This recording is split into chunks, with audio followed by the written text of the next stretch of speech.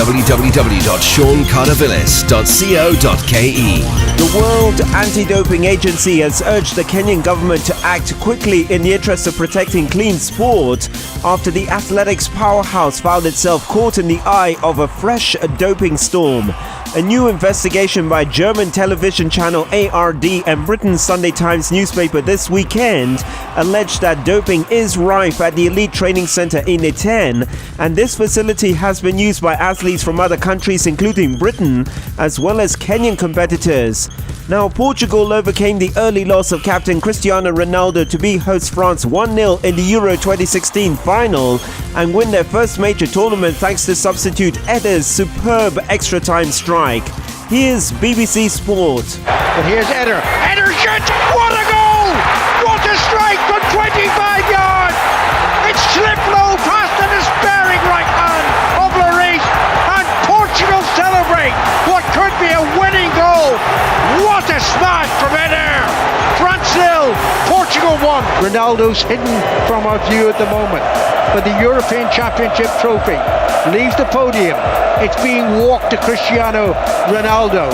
He's at the front, Pepe's with him, Ronaldo has the trophy, he raises it to the skies in Paris, and Portugal are champions of Europe.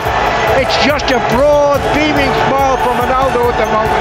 He kisses the trophy, he can't believe it's happened, neither can the nation of Portugal, but trust me, it has this night in the Stade de France. Salute Portugal, champions of Europe. In tennis, Britain's Andy Murray became Wimbledon champion for the second time with a superb performance against Canadian 6th seed Milos Raonic in the final.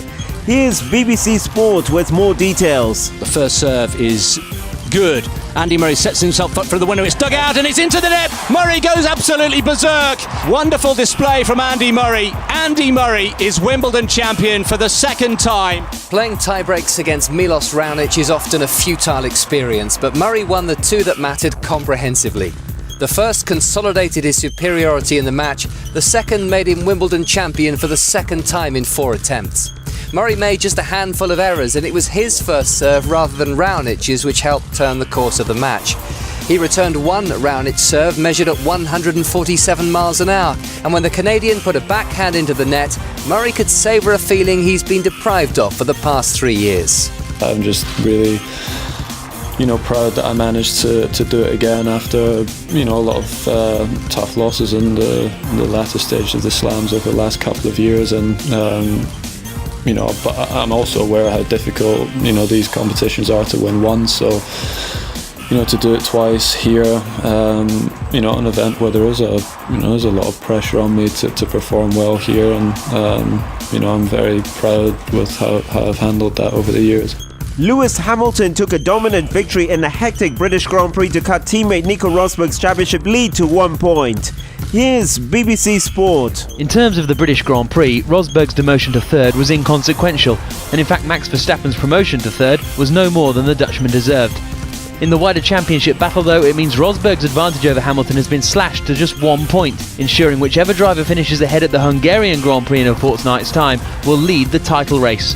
Hamilton will no doubt celebrate his 4th victory at Silverstone, but the race in Budapest in 2 weeks' time could prove even more vital. At this point in the season, I feel the most solid that I've felt for definitely in this season. Kind of feel like I'm back. I feel like I'm in that solidness back to how it was at the beginning through most of last year. So I hope that we can take this strength onwards and hoping the car holds together. I looked after my engine a lot today, so hopefully that pays dividends in the future. In cycling, Tom Dumoulin won stage 9 of the Tour de France as defending champion Chris Froome retained the overall lead on a day when two-time Tour winner Alberto Contador quit the race through illness.